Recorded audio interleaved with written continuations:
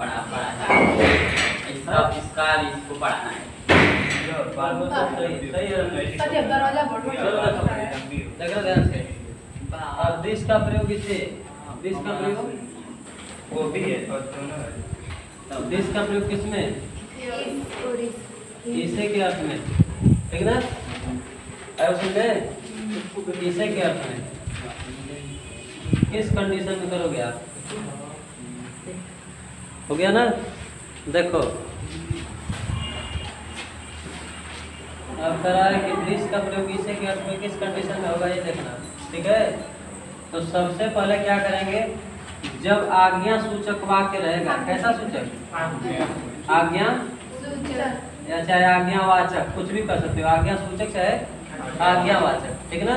चाहे आज्ञा सूचक कहेगा चाहे आज्ञा वाचक कहेगा, तो यहाँ पे दिस का मतलब क्या हो जाएगा? इसे, ठीक है? तो रूल देखो, रूल हो गया ना? सबसे पहले क्रिया की फर्स्ट पार्ट हो गया ना? अब इसके बाद क्या प्रयोग करोगे? दिस प्लस, हो गया? इसके साथ क्या लगा दोगे? नाउन, हो गया ना? इसके बाद ऑब्जेक्ट, ठीक है? अच्छा ऑब्जेक्ट भी मत लगाओ, हो गया ना? या तो देखो दूसरा रूल इसको ऐसे कर सकते हो, देखो जैसे क्या कर दिया, इस क्रिया के फर्स्ट फॉर्म, इसके बाद दिस, इसके बाद नाउन, हो गया ना? जैसे अब कह दिया जाए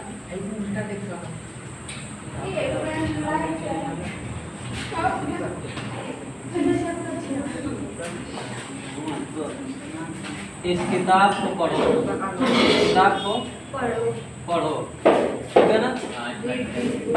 अब समझ में? तो यहाँ पे क्रिया की फर्स्ट फॉर्म क्या लिखोगे? रीड इस किताब को, this book, read this book, हो गया ना? दूसरा रूल देखो, इसके साथ ये जुड़ सकता है, ये कर रहा है कि वर्ब की फर्स्ट फॉर्म, हो गया? हाँ, इसके बाद यहाँ पे देखो दिस, इसके बाद इसके साथ क्या लग सकता है जानते हो? एडजेक्टिव, क्या लग सकता है? एडजेक्टिव, और इसके बाद फिर हो गया? है समझ ना? देखो जैसे देखो अब इसे करा, इस नई किताब को, इस नई किताब को खरीद लो, इस नई किताब को खरीद लो, हो गया? इस नई किताब को खरीद लो, तो क्या करोगे? देखो खरीदना कर बाई लिखेंगे यहाँ पे, बाई दिस, हो गया ना? बाई दिस, फिर इसके बाद न्यू, फिर book, by this new book, उतार लो दोनों रूल दिस का, न्यू एडजेक्टिव है ना? हाँ।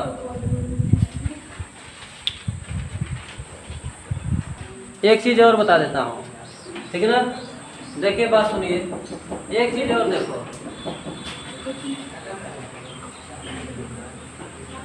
इसे ठीक है, या यह शब्द दे दे, इसे या यह दे दे, ठीक है?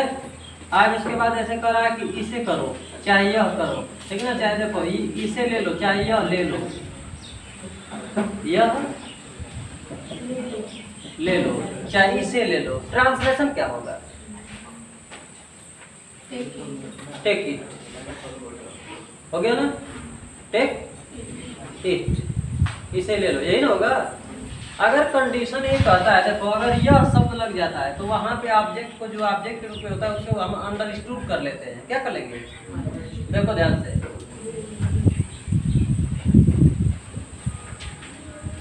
जैसे इसे पढ़ लो चाहे इसे ले लो, ठीक ना? इसे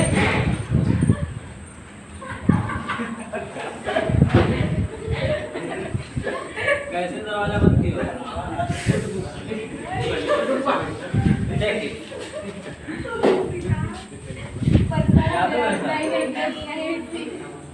और इसे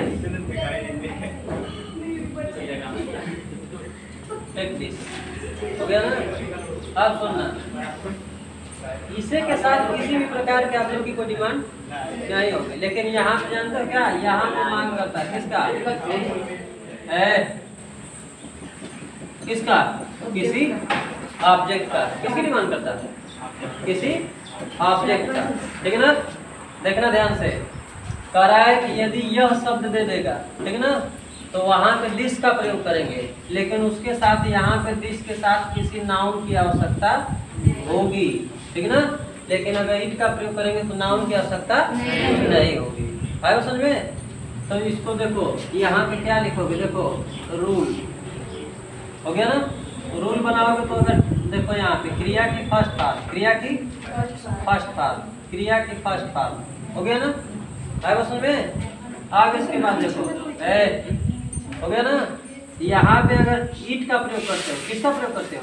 ईट का। और यहाँ पे किसका प्रयोग करते हो? दिस का। ईट का और दिस का। ठीक है ना? अब ईट का प्रयोग करते हो तो देखो इधर प्लस करके ईट का प्रयोग करते हो, ठीक है ना, तो ईट के साथ क्या करेंगे? ईट का प्रयोग करते हो तो ईट के साथ नाउन की डिमांड कभी नहीं होगी, लेकिन दिस का प्रयोग करोगे तो नाउन की डिमांड होगी। आया समझ में? हमेशा अंडरस्टूड कर लिया जाएगा। क्या कर लिया जाएगा? अंडरस्टूड, जिसको समझा जाता है। आया समझ में? जैसे देखो एक चीज सुनना हो गया, एक चीज सुनिएगा बाद में, देखो ध्यान से बोर्ड पे। यहाँ पे क्या करना है, जैसे कह दिया जाए, देखो इधर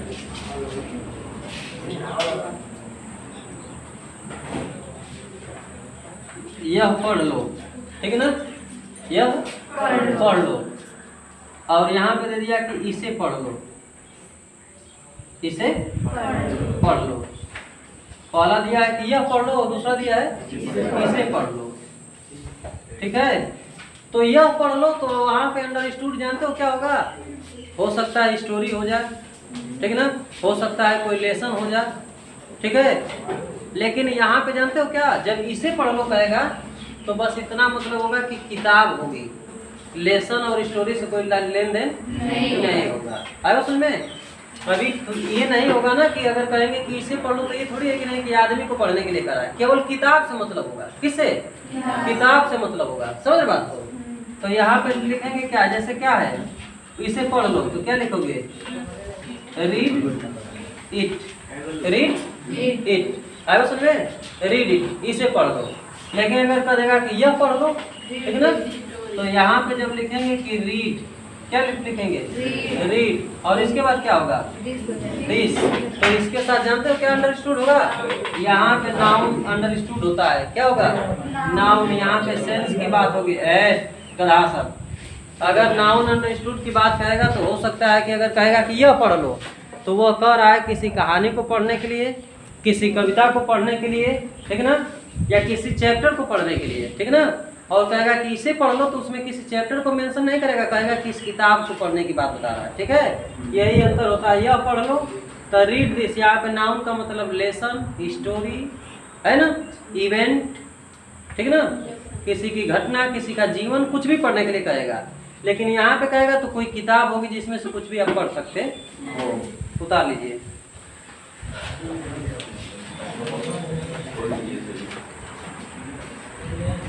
हो गया ना?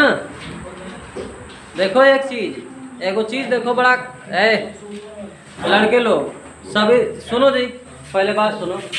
एगो चीज होता है कि अंग्रेजी में, ठीक है ना, सुनो ध्यान से, अंग्रेजी का बड़ा लाजमी सा वर्ड है आज के परिवेश में। ठीक ना?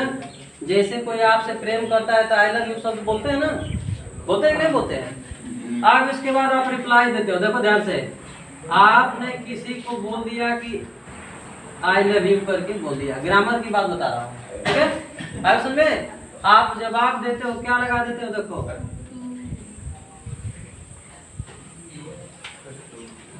टू, ठीक है ना?